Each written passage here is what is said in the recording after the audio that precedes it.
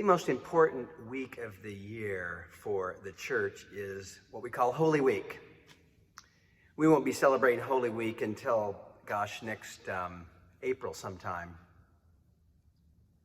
But of course, it's the week when we remember the death and resurrection of Jesus and his walk towards the cross. But it's also a week where we discover the drama in our own lives. And here at St. Timothy's, we do a pretty good job about observing Good Friday, about observing the loss, the tragic loss, the unthinkable loss. And we do a pretty good job of celebrating Easter newness, that is, that this Jesus who was crucified and buried is, oh my gosh, alive. This God of surprises brings him back to life, never to die again. But to be quite honest, we do a miserable job, and I am the most responsible, a miserable job of observing Holy Saturday, which is the day in between the Easter newness and the Good Friday cross that precedes it.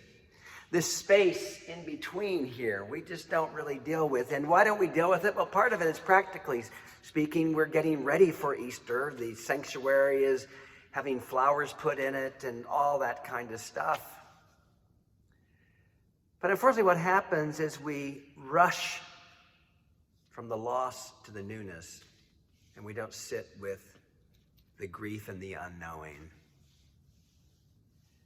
The grief of tragic loss, awaiting some new chapter.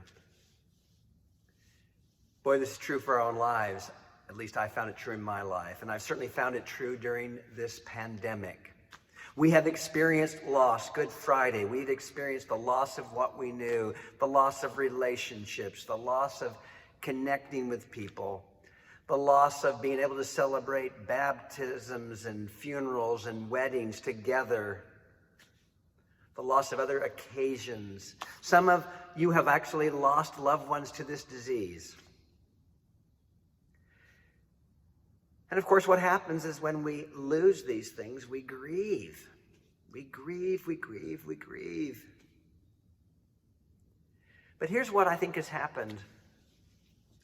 As things have begun to change a bit, and I don't have to wear my mask all the time, and I can now see people in settings in person, and we're worshiping both indoors and outdoors.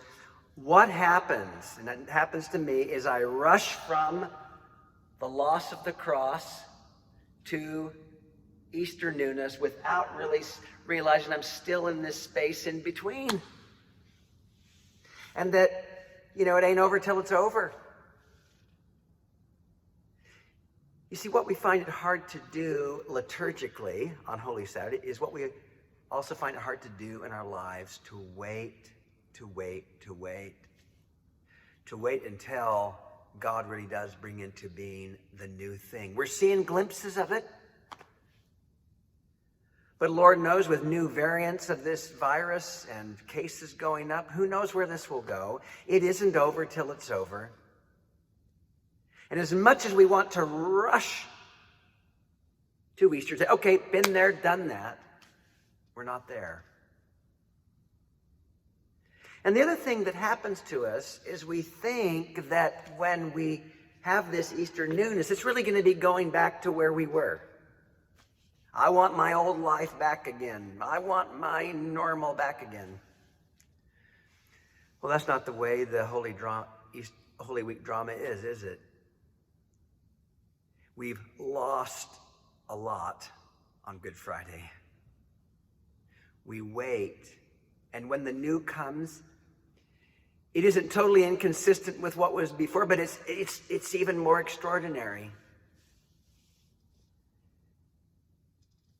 If we will wait, the promise of this journey is that God is going to give us a new chapter, going to give this church a new chapter, going to give your life a new chapter, give this country a new chapter.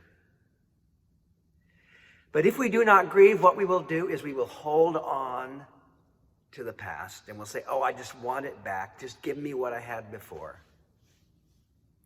And we will miss the new thing that God wants to give. You know, Christ really has died. As we say in the liturgy, Christ really is risen, and Christ will come again with a new chapter. Let us be patient. Let us wait. Let us grieve what we've lost and wait for the new.